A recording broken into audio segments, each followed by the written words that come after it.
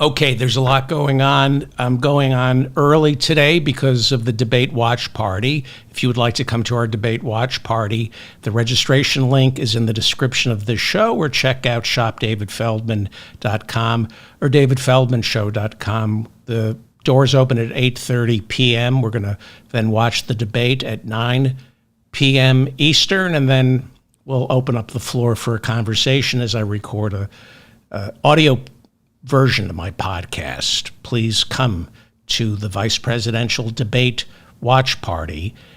I will go back to doing live shows at 2:30 a.m. Eastern.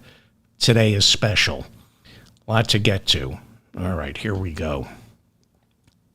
Iran's Revolutionary Guards confirmed they fired 180 ballistic missiles into Israel.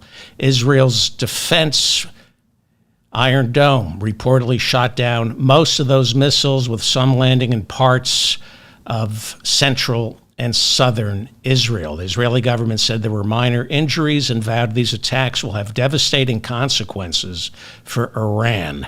The White House blamed Iran for escalating the war between Israel and Hezbollah.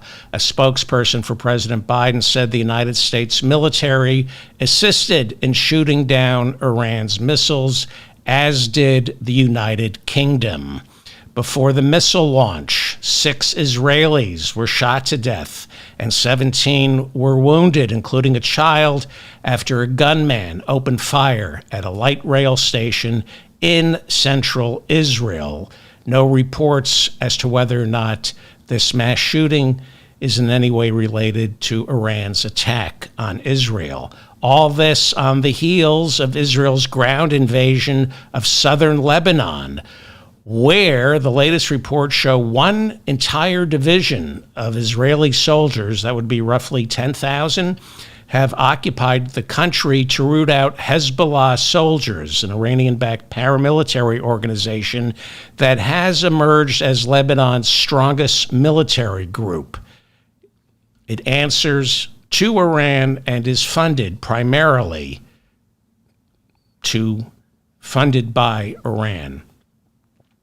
Iran said it launched its missile attack in response to Israel's attacks on Beirut, which killed several top Hezbollah commanders, including Hezbollah Secretary General Hassan Nasrallah. Meanwhile, Israeli forces continued to fight in Gaza City. This is now approaching a 3-front war. One front against Hamas, another Hezbollah in Lebanon, and Iran's Revolutionary Guard. The number of people killed in the last 12 months in Lebanon by Israel is getting close to 2,000. This is turning out to be far deadlier than the war between Israel and Hezbollah back in 2006, which many considered to be a stalemate. The United States Republican House Speaker Mike Johnson called for the U.S. to send Iran, quote, a message, and hoped that Israel will retaliate. Israeli Prime Minister Benjamin Netanyahu warned that Tehran made, quote, a big mistake and is about to pay for it, unquote. President Joe Biden pledged unwavering support to Israel and also warned Iran of, quote, serious consequences for its attack. The Israeli military, meanwhile, continues to fight in the Gaza Strip, killing at least 8 people in Gaza City on Tuesday. The devastation from Hurricane Helene, which smacked into Florida as a Category 4 storm and then reached as far as Indiana, is now being calculated. The White House says 600 people are still unaccounted for as search and rescue teams fear many of them are now dead. We are learning that western North Carolina got the brunt of the rain due to its higher elevation. 40 people are now reported dead in and around Asheville, North Carolina. 31 are reported dead in South Carolina, which suffered nearly 1/3 of the power outages in the region during the storm. After making landfall, what struck so many is the sheer volume of rain. 20 trillion gallons of water are estimated to have soaked Georgia, Tennessee, Florida, and North and South Carolina. The Associated Press reports that the town of Busick, North Carolina, got a record 31.33 inches of rain. Donald Trump showed up in Georgia with evangelical leader Franklin Graham to tour the devastation and said this. That's our big one. And the devastation wrought by this storm is incredible. It's so extensive. Nobody thought this would be happening, especially now it's so late in the season for the hurricanes. It's not so late in the season for the hurricanes. Hurricane season is just beginning, but this is who you want in charge of emergency preparedness, Donald Trump. He did such a great job his first term, didn't he? Trump said he was not in Georgia to politicize the hurricane, and then added President Biden has completely dropped the ball in his response to the crisis. Trump, who said he didn't want to politicize the storm, said that Georgia Governor Brian Kemp, Republican, called the White House repeatedly begging for help, but Biden wouldn't come to the phone. I mean, as long as you're lying, Donald, why not say Biden and Harris couldn't come to the phone to speak to the Georgia governor because they were too busy eating their neighbors' cats and dogs? As long as you're going to lie. President Biden on Tuesday flat out said Trump was lying. Biden said he's used to Trump lying about him, but said these lies make things worse for the people of Georgia. It creates unnecessary anxiety. The false belief that help is not on the way makes things worse. During a natural disaster, spreading rumors creates panic. But Trump didn't want to politicize the storm. Trump looked at the devastation in Georgia alongside Franklin Graham, who is the son of the now deceased preacher and world-class anti-Semite Billy Graham. Franklin Graham has gone on record calling Islam, quote, a very evil and wicked religion. That's who Donald Trump showed up with, Franklin Graham, to look at the devastation in Georgia. As CEO of Samaritan's Purse, Franklin Graham earned $622,000 a year. That's according to a Washington Post article back in 2015. Along with his other salary, where he runs the Billy Graham Ministries, Franklin Graham was reportedly earning $1.2 million back in 2008. So try to imagine what his salary is now, how he's increased his salary over the past 9 years. Samaritan's Purse, they showed up, Donald Trump and Franklin Graham, along with Samaritan's Purse, the faith-based charity, showed up, promising relief. Is it there? Has anybody seen the relief? Samaritan's Purse is a faith-based charity whose volunteers must sign a statement condemning homosexuality and same-sex marriage before they're allowed to dispense emergency aid to victims of natural disasters. In 2001, Samaritan's Purse dispersed federal tax dollars from the United States Agency for International Development to victims of the El Salvador earthquake, but first made the family sit through a 30-minute prayer meeting before they could get U.S. tax-funded food and medicine. But tell me again how private charities and faith-based organizations are more efficient than our government, more efficient than FEMA. Well, let's hear from Georgia Governor, Republican Brian Kemp, on the ground.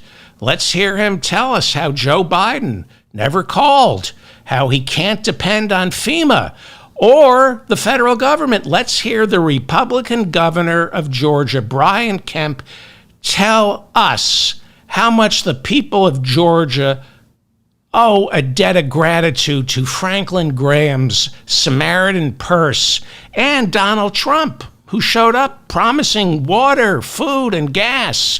Here is the governor, the Republican governor of Florida, Brian Kemp, on Tuesday telling us how Joe Biden wouldn't come to the phone, how he's not getting any aid from the federal government, and if it weren't for Samaritan's Purse, Franklin Graham, Georgia would be devastated. Go ahead, Governor. So I just spoke, the president just called me yesterday afternoon. I missed him and called him right back. And he just said, hey, what do you need? And I told him, you know, we got what we need. We'll work through the federal process. He offered that if there's other things we need, just to call him directly, which I appreciate that. But we've had FEMA embedded with us since, you know, a day or two before the storm hit in our state operations center in Atlanta. We got a great relationship with them. We've been in touch with our congressional delegation, with Speaker Burns, the legislative delegation. And so, you know, thankfully we have an experienced team that's used to this. And just like the expedited disaster relief that we're requesting, they have acknowledged receipt of that, and I'm sure that they'll take care of that very quickly. Nothing about Samaritan's Purse, nothing about Franklin Graham coming to the rescue, nothing about the Red Cross. You can't thank the Red Cross or the United Way. You only thank FEMA. What kind of Republican are you, Brian Kemp? You say that Joe Biden kept calling you and you couldn't come to the phone, and you finally got him on the line, and FEMA is stepping up and Joe Biden is giving you more than you need. You call yourself a Republican? How dare you? It's almost as though Donald Trump is a liar and Franklin Graham and Samaritan's Purse are absolutely worthless. Take your faith-based charities and shove them where the sun don't shine. And I'm not talking about Seattle. Take your faith-based charities and shove them where the sun don't shine. They do nothing. The Red Cross does nothing. The United Way does nothing. It is the federal government. It is the federal government. It is FEMA who you rely on when there's a disaster. Didn't hear Brian Kemp thanking the Red Cross, the United Way, the Salvation Army, or the homophobic Samaritan's Purse that pays Franklin Graham what? What is it now, $800,000 a year?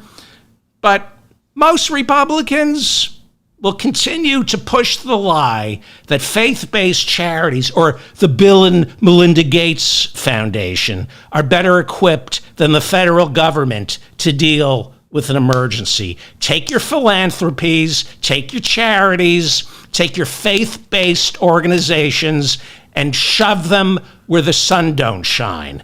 Government, good government, elect good politicians. That is the only solution. Good government. Donald Trump on Tuesday issued a statement saying he's coordinating with inveterate liar Elon Musk to provide satellites over the hurricane-ravaged areas of the United States to assist rescue workers as well as residents in need of internet service. Well, isn't that nice of Elon Musk and Donald Trump to step up on Tuesday? Of course, when told of Trump's offer, when told of Elon Musk's offer, on Tuesday, Homeland Security Advisor Liz Sherwood Randall said, quote, already done. She said the federal government took care of that on Sunday, 2 days before Donald Trump spoke to Elon Musk about providing satellite service. Do you see now why 1 million Americans died from COVID because of Donald Trump? This is the guy, Donald Trump, who botched the COVID response for 9 months. 1 million Americans dead, more Americans died per capita, and more Americans died in overall numbers from COVID. Worst response in the industrialized world because of Donald Trump. But let's all be nostalgic for the halcyon days of the Trump administration. Jesus Christ. Half this country is so stupid, greedy, and immoral. 36 ports from Maine to Texas were hit by a strike on Tuesday when 50,000 members of the International Longshoremen's Association walked off their jobs. This is their first strike since 1977. The union is demanding higher wages and less reliance on automation. The union, citing record profits for the shipping industry, the union is demanding a 77% pay increase over the next 6 years. The organization that negotiates for the ports, the organization that is negotiating with the Longshoremen's Union, is the U.S. Maritime Alliance. And while the Longshoremen's Union wants a 77% pay increase over the next 6 years, the U.S. Maritime Alliance is only offering a 50% raise over the next 6 years. Claudia Sheinbaum was sworn in as Mexico's 66th president on Tuesday. Mexico beats us. Now they have a female president. She is the first woman to hold that office in Mexico. Not only that, Claudia Sheinbaum is Jewish, and she's a Mexican. So they've beaten us, Mexico's beaten us on 3 fronts. They got a woman, they got a Jewish woman, and she's Mexican.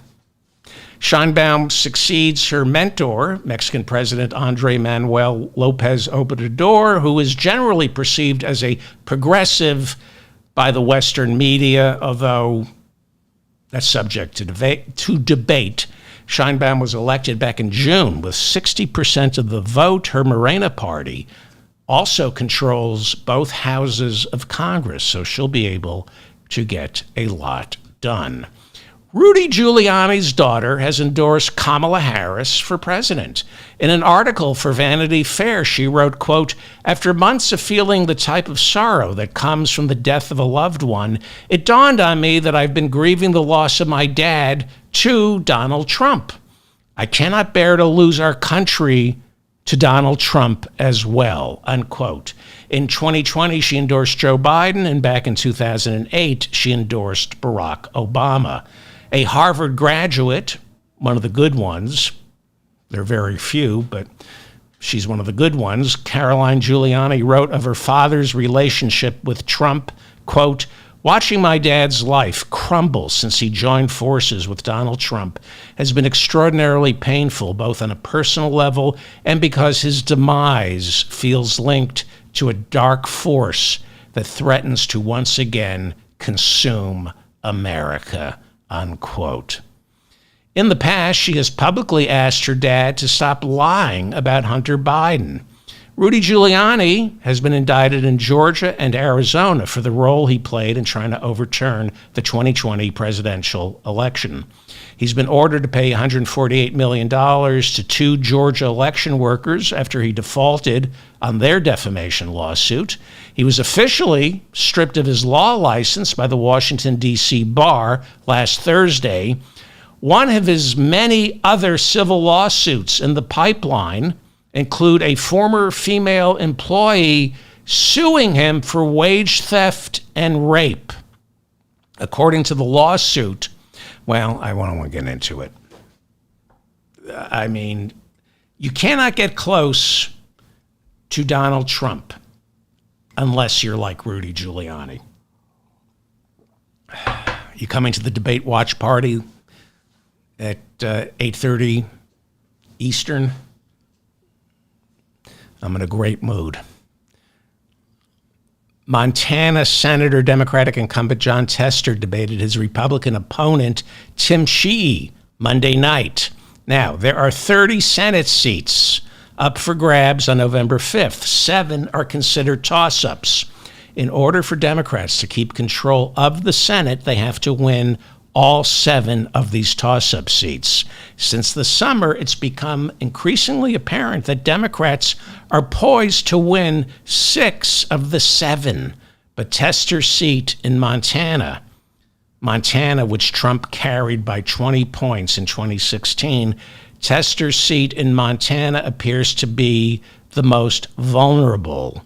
He is losing in the polling averages right now by about 6 points. If Tester loses, then Republicans will gain control of the House, unless Democrats can beat Ted Cruz in Texas or Rick Scott in Florida. And I'll talk about Dan Osborne in Nebraska momentarily. But right now, for the time being, it all comes down to Montana.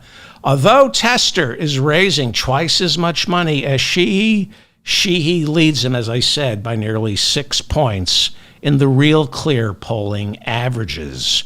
Sheehy has been endorsed by Donald Trump, who flew out to Montana last month to campaign with him. Sheehy recently refused to apologize for derogatory comments he recently made about Native Americans. Sheehy served in Afghanistan, but can't seem to get his story straight as to where exactly he was wounded.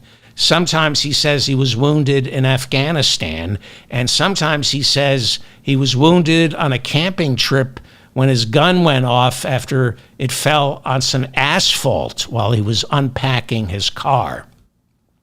Sheehy presents himself now as a successful businessman who runs an incredibly profitable company that puts out forest fires.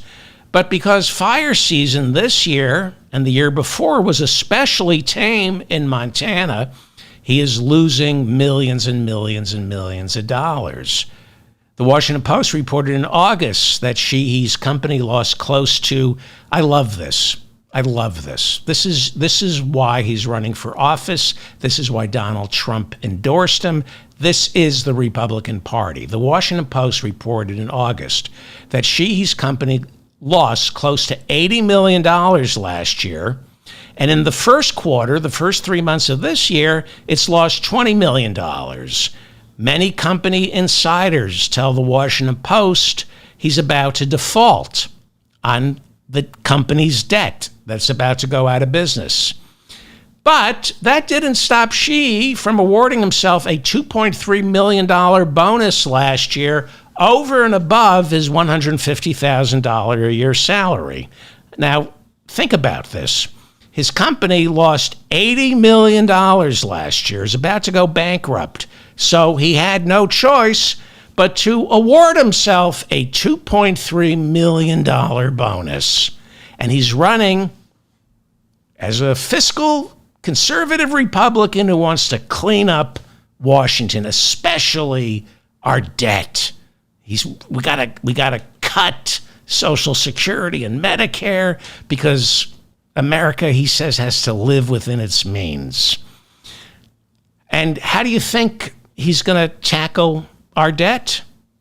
Cutting taxes for the richest 1%, because we all know how successful supply-side economics has been for the past 40 years.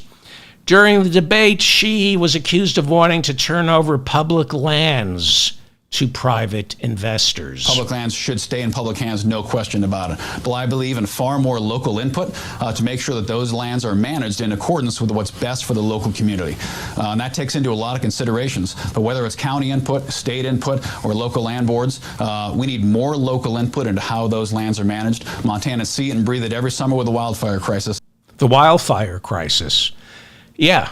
The crisis is for you, there aren't enough wildfires. That's why your firefighting company is broke, can't pay its debt, but you still gave yourself a $2.3 million bonus. Unbelievable. Montana, like the rest of our country, is turning into a gigantic news desert. We are losing legitimate news organizations. You have to donate now to the Associated Press.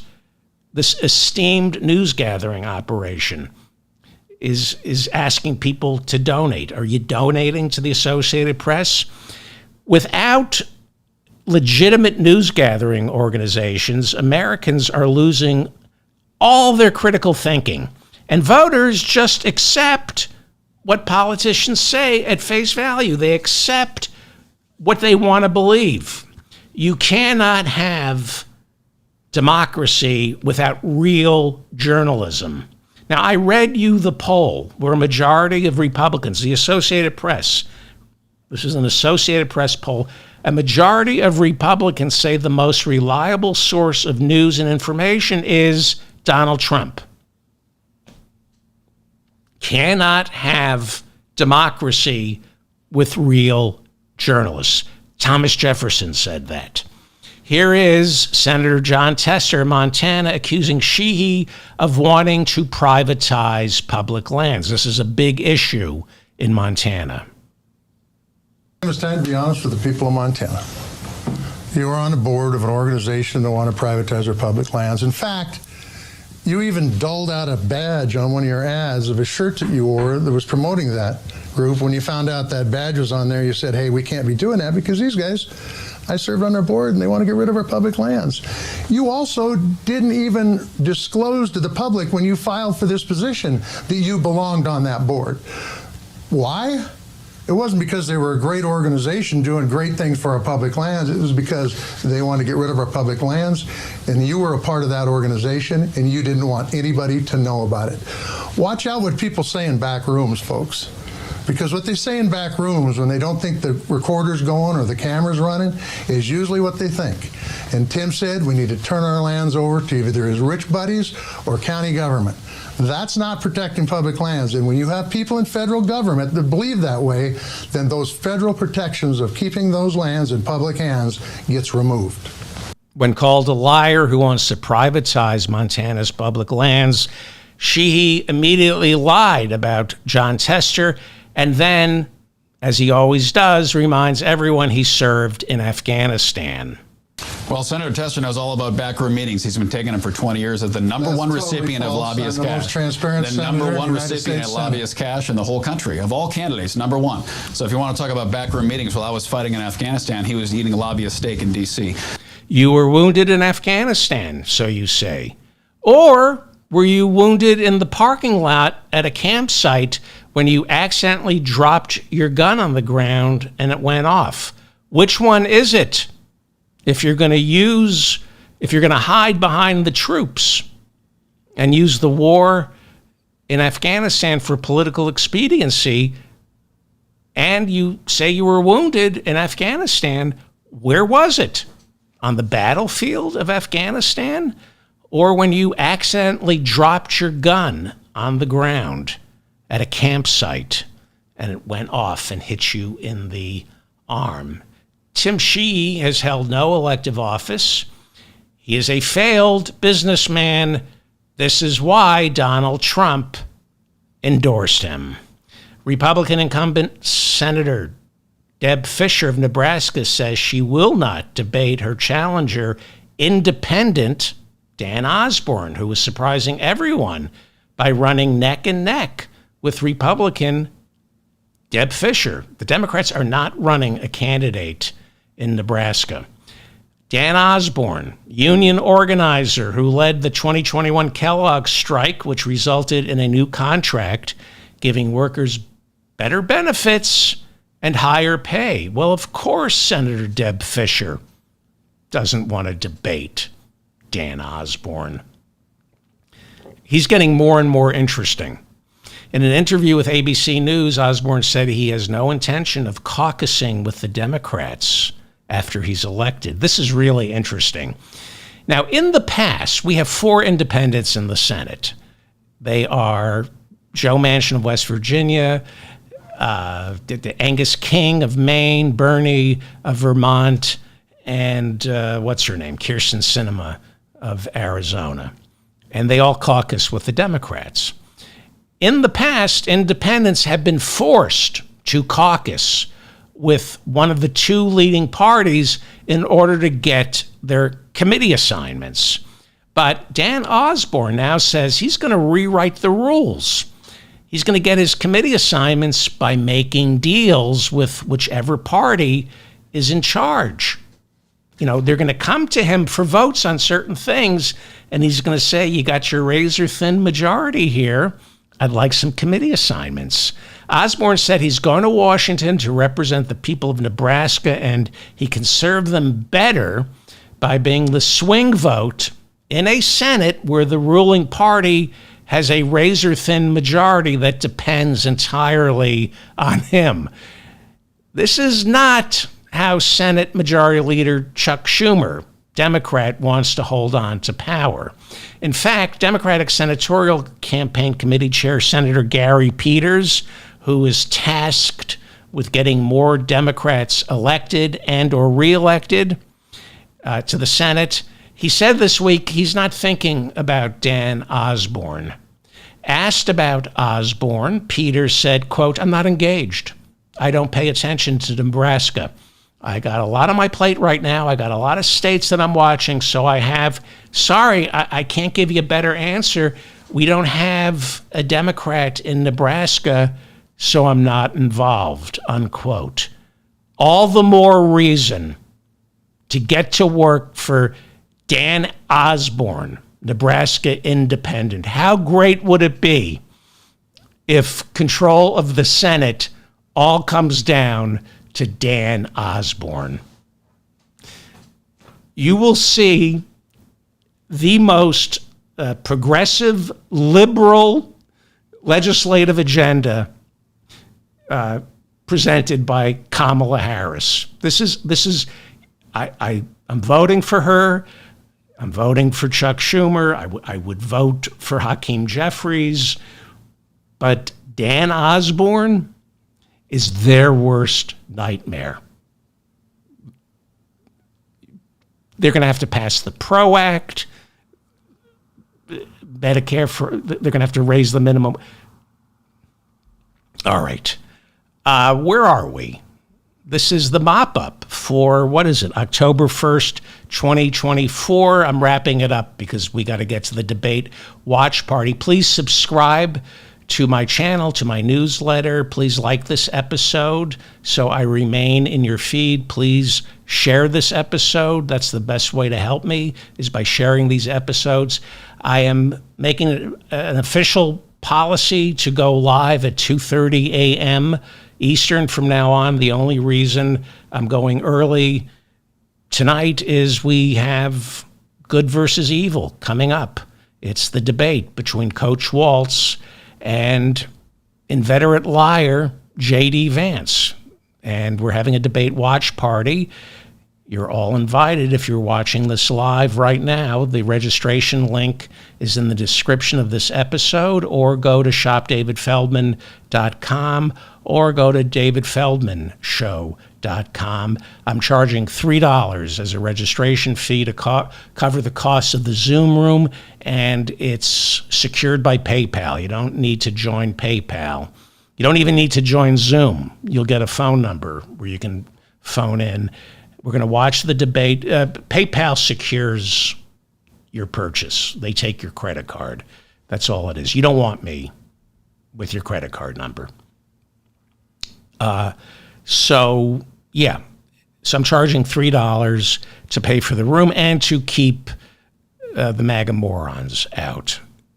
It's going to be great. These have been very successful because we hold a town hall after the debate, and you can't see anybody. You just see me. The people in attendance communicate either in the chat room or in the Q&A, and when we talk, they raise their hand, but their cameras aren't turned on, so I have no idea what anybody looks like, and it makes for a much better and more intimate gathering. So I'm opening the doors in about 15 minutes. I got to wrap it up. Okay. A short show. This is a short show. All right, let's go to the race before I say goodbye. New morning consult poll out gives Kamala Harris a 5-point lead nationally. That's huge.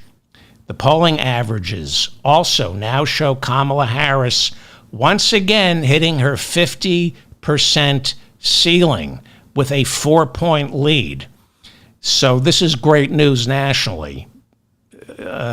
She touched the 50% ceiling about a week ago. Then she went down.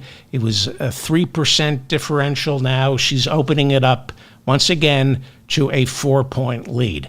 I know you're getting a lot of polling thrown at you, but these are the polling averages, A-plus pollsters. It's what the averages tell us.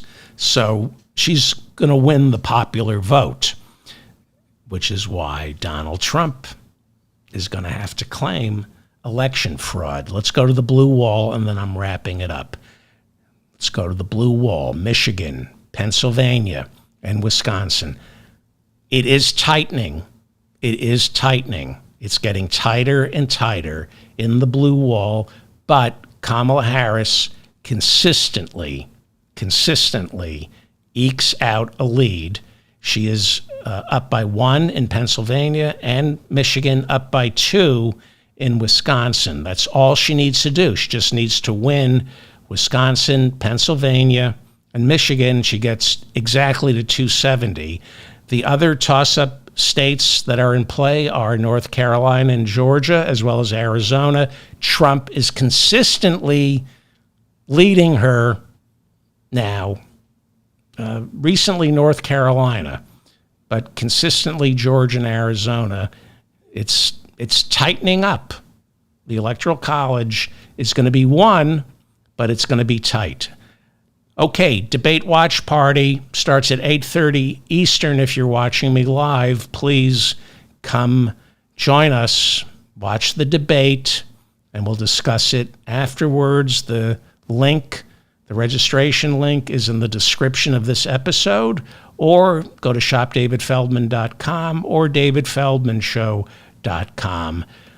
I'm David Feldman, reminding you to stay strong and protect the weak. I will see everybody live at 2:30 a.m. Eastern tomorrow. Get to work for the Democratic Party, please. Go work. Call the Democratic Party. You want to help your country, go to work for the Democratic Party. And take your faith-based charities and shove them where the sun don't shine. And I mean that to the core of my very being. Government, not faith-based charities.